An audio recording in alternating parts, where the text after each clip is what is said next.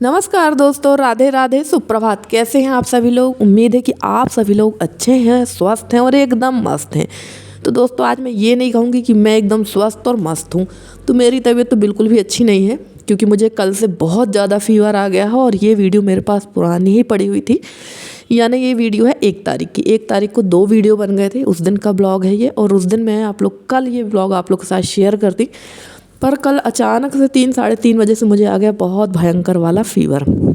तो मैं बिल्कुल भी इस हालत में नहीं थी कि मैं ब्लॉग आप लोग के साथ शेयर कर सकूं। और नीचे का सारा काम करके मैं आ गई थी ऊपर छत पे, और यहाँ पर मैंने भर लिए हैं ये ड्रम और टब, क्योंकि ना नीचे कपड़ा धोना तो पॉसिबल नहीं है। और सच बताऊं तो टाइल्स में कपड़े साफ़ नहीं आते हैं। जिसके आ जाते होंगे तो आ जाते होंगे, मेरे तो बिल्कुल भी साफ़ नहीं आते, इसलिए मैंने छत पे ही ये सब रख लिया है। और यहीं पर बैठे बैठे मैं कपड़े वगैरह धुलूँगी और छोटे मोटे जो काम है मेरे वो सारे काम करूँगी। तो चलिए फटाफट से धो लेते हैं कपड़े। और धूप भी अच्छी लग रही थी, यहाँ अच्छी तरह से धूप भी सेकती जा रही थी मैं, और काम भी अपना करती जा रही थी। और इस समय ठंड का जो हाल है बेतहासा ख़राब है। और बहुत सारी सिस्टरों ने कमेंट किया है कि भाई आप अपना ध्यान रखिए। तो हाँ जी, ठंड में तो हालत सबकी ख़राब है। आज मैं हॉस्पिटल भी गई थी, दिखवा कर भी आ गई हूँ, और हॉस्पिटल जाकर दवा ले आई हूँ। और हॉस्पिटल में जाकर जब मैंने देखा तो वहाँ मैं एक अकेली नहीं थी, बहुत सारे लोग ऐसे थे जिनको यही परेशानी हो रही, सर्दी जुकाम बुखार, सर्दी जुकाम बुखार। क्योंकि अभी हमारे यहाँ का जो टेम्परेचर एकदम से डाउन हुआ, जिसकी वजह से ये स्थिति तो होना ही है। और अभी जो मौसम है ये हो सकता है 30 जनवरी तक ऐसा ही रहे, क्योंकि भाई ठंड के तो आसार थे ही हमारे यहाँ। पहले ही मौसम विभाग ने जानकारी दी थी कि ठंड बहुत भयंकर वाली पड़ेगी एमपी में। और हमारी एक प्यारी सी सिस्टर है, उनका नाम है हेमा योगी। तो वो कह रही थी कि आप सबका नाम लेती हैं, मेरा नाम नहीं लेती। नहीं बहन, ऐसा नहीं है। क्या होता है, इस समय मेरे मोबाइल में, या हो सकता है ये टेक्निकल प्रॉब्लम हो, मुझे जिसके जिसके कमेंट दिखते जाते हैं ना, मैं सबके कमेंट का रिप्लाई देती जाती हूँ। और एक प्रॉब्लम और मेरे साथ हो रही है, मेरे मोबाइल में है, या हो सकता है टेक्निकल प्रॉब्लम हो। मैं जैसे किसी के वीडियो देख रही हूँ ना, और अगर मैं अपने उस कमेंट सेक्शन से उनको कमेंट करती हूँ ना, तो वो कमेंट नहीं होता। अगर किसी दूसरे व्यक्ति ने उनके पास कमेंट किया और अगर मैं उसमें जाके कमेंट करूँ तो कमेंट हो पा रहा है। तो पता नहीं क्यों ये प्रॉब्लम हो रही है। और वीडियो जिसके जिसके कमेंट आते जाते हैं तो मैं कमेंट लगातार करती ही जाती हूँ। तो चलिए, कपड़े मेरे धुल गए थे, उसके बाद थोड़ी देर मैंने धूप सेकी, और यही छत पर ना मैं मिर्च वगैरह लेकर आ गई थी। थोड़ी सी मिर्च थी मेरे पास में, क्योंकि इस हफ्ते मैंने मिर्च बुलवाई नहीं है। और यसी बिल्कुल जिद पे अड़ी थी कि नहीं, मुझे मिर्च का अचार खाना है, मिर्च का अचार खाना है। तो नीचे से ही मिर्च में धोकर ले आई थी, और नींबू भी मैं धोकर ही लाई हूँ। और जब मैं कपड़े धुलने बैठी थी ना, तो मैंने यहाँ पे मिर्च को कपड़े में सुखा दिया था। तो ज़्यादा नहीं सुखाना है, ये इंस्टेंट अचार है हरी मिर्च का, जो कि 2 4 8 दिन ही चलेगा। इसके बाद ये ख़त्म हो जाएगा। और मसाला तो मैंने बना ही रखा है, आप लोगों ने देखा ही है। जिसने मेरे आंवला का अचार वाला वीडियो देखा होगा, उसमें देखिए कि खट्टा मैंने मसाला बना लिया है। रोज़ रोज़ कहाँ तक मसाला बनाएंगे। तो चलिए, यहाँ पर अच्छी तरह से मिर्च को कोट कर देंगे, और इसमें डाल दिया मैंने थोड़ा सा राई का कच्चा तेल। अब आप लोग बोलेंगे कच्चा तेल क्यों डाल रही हैं? तो मेरे पास ना यहाँ पर पका तेल नहीं था। वैसे पका तेल मैंने एक बर्नी में रख लिया है नीचे। तो अब नीचे कौन जाएगा दौड़ के? तो मैंने यहीं से जो तेल मैंने रखा था छत पे, और बिल्कुल साफ़ तेल है, ये खाने वाला ही तेल है। तो वही तेल मैंने डाल दिया, लगभग 2 से 3 चम्मच के अकॉर्डिंग। और इसको अच्छे से मिक्स कर लेंगे, और ज़्यादा तेल नहीं डालेंगे क्योंकि ये तुरंत के लिए है।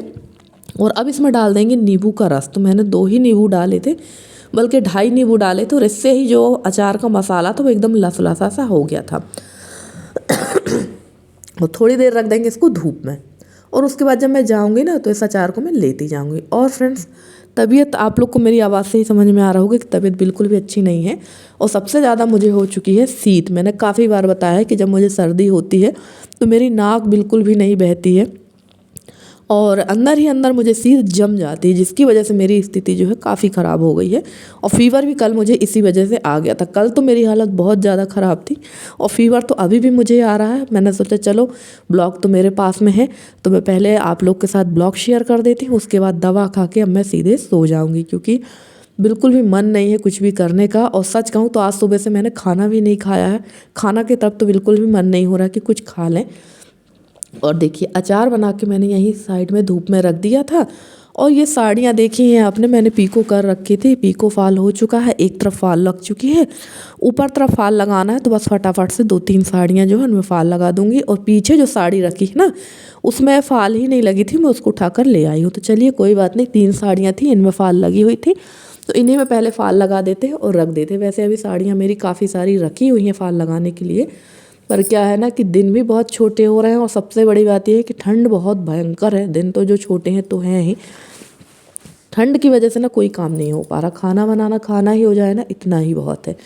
तो अब जो साड़ियाँ रखी हैं उनको मैं रखे रहने दूंगी, जब ठंड कम होगी ना तभी काम करूंगी, क्योंकि सबसे पहले ना स्वास्थ्य ज़रूरी है। अगर आप स्वस्थ रहेंगे तभी आपकी घर गृहस्थी चल पाएगी, वरना आपसे तो कोई देखने वाला पूछने वाला भी कोई नहीं है, और कोई किसी को क्यों देखेगा, कोई किसी को क्यों पूछेगा। सबसे बड़ी बात तो ये है, और इस चीज़ की हमें शिकायत नहीं करना चाहिए। हमें अपना काम खुद ही करना पड़ता है, हमें अपना ध्यान खुद ही रखना पड़ता है। और छोटा सा ही परिवार है मेरा, कोई बहुत ज़्यादा मेरे परिवार में कोई है नहीं, मैं हूँ, मेरे हस्बैंड हैं और मेरी बेटी है। तो भाई हम ही तीनों एक दूसरे का ध्यान रखते हैं और हमें ही एक दूसरे का ध्यान रखना पड़ेगा। तो चलिए फटाफट से यहाँ मेरी फाल लगने लगी थी, और इस बार ना साड़ियाँ बहुत अच्छी अच्छी साड़ी हैं मेरे पास हो गई हैं। अब बस समय है इनको पहनने का। और कभी कभी मैं सोचती हूँ कि मैं कहाँ जाऊँ जहाँ मैं ये कपड़े पहनूँ, क्योंकि मेरा ज़्यादा आना जाना कहीं होता नहीं है, ज़्यादा ऐसा जाना हो नहीं पाता। और जाना की मनाही तो नहीं है, मेरे हस्बैंड मनाही तो नहीं करते हैं, पर सबसे बड़ी बात मेरे साथ ये हो जाती है कि अगर मैं कहीं जाती हूँ तो हस्बैंड के खाने पीने की बहुत दिक्कत होती है, और उनसे ज़्यादा कुछ बनता नहीं है। या ये कहो कि भाई जो व्यक्ति कभी ऐसे काम नहीं करता ना तो वो काम भी नहीं कर पाता है, और इस वजह से मैं ज़्यादा दिन तक कहीं रह भी नहीं पाती हूँ। तो चलिए यहाँ पर साड़ियाँ फैला देंगे और जो कपड़े सूख गए उनको टब में लेकर चलेंगे। और यहाँ धूप में बैठे बैठे ना काफ़ी टाइम हो गया था, मैं आई थी लगभग 12:30 बजे करीब, और यहाँ बज गया था 3:30 पौने 4, और ना धूप इतनी भयंकर लगी ना मुझे कि मुझे लगने लगा कि अब मुझे चक्कर आने लगेंगे। तो बस यहाँ से जो सामान मैंने बगरा रखा उसको उठा लेते हैं और चलते हैं नीचे की तरफ। 2-3 बार मुझे आना जाना पड़ा सामान ले लेकर, और नीचे आकर मैंने देखा ना तो यशी की भी तबीयत बिल्कुल भी ठीक नहीं थी। उसके बाद मैंने कोई क्लिप नहीं बनाई, यशी की तबीयत तो लगभग धीरे धीरे 15 दिन हो रहा है, तो उसके बाद मैंने कोई भी क्लिप शेयर नहीं की, क्योंकि मैं खुद जाकर लेट गई थी। और अब मैं मिल रही सीधे सुबह के टाइम पे। तो यहाँ पर ना मैंने आंवला का जो अचार बनाया था उसमें तेल डालने के लिए गर्म किया है, और तेल एकदम खौल गया था, और उसमें मैंने कूट कर डाल दी थी हींग। हींग की जो मात्रा है ना वो थोड़ा तेज़ रखें, क्योंकि हींग का जो फ्लेवर है वो अचार में बहुत अच्छा आता है। जो खाते हैं उनके लिए, जो नहीं खाते भाई वो ना डालें। और हमारी एक सिस्टर जी ने पूछा था कि ये अचार कितने दिन में खाने लायक हो जाता है, तो बिल्कुल 15 दिन में ये अचार खाने लायक हो जाता है। और मैंने 4 से 5 दिन इसको धूप में रखा, धूप में रखने के बाद ये थोड़ा सा कम हो गया है, पचक गया है सीधे बोले तो। इसको मैंने और दबाया है, और दबा दबा के इसमें तेल भर दिया। तो इस प्रोसेस से आपका अचार कभी भी ख़राब नहीं होगा। बस एक बात का ध्यान रखिएगा कि आप इसमें ना नमक की मात्रा थोड़ा सा तो तेज़ ही रखें, अब इतनी तेज़ भी ना रखें कि आप खा ना सकें, और तेल की मात्रा, वरना आप लोग कहेंगे यार निधि तुमने जो बताया था उससे तो हमारा अचार ख़राब हो गया, क्योंकि अचार नमक और तेल की कमी से ही ख़राब होता है। तो चलिए फ्रेंड्स, यहाँ पर मेरा ये काम हो चुका है, और ये बहुत बड़ा काम हो गया है मेरा। और फ्रेंड्स, आप लोगों को मेरे वीडियो कैसे लगते हैं ज़रूर बताइएगा कमेंट करके। अगर मेरे वीडियो पसंद आए तो प्लीज़ वीडियो को लाइक कर दीजिएगा, चैनल पर नए हैं तो चैनल को सब्सक्राइब करके अपना प्यारा सा सहयोग और स्नेह मेरे साथ बनाए रखिए। मैं पूरी कोशिश करती हूँ कि आप लोगों के लिए अच्छी अच्छी वीडियो लेकर आती रहूँ। तो चलिए फ्रेंड्स, मिलते हैं अगले वीडियो में।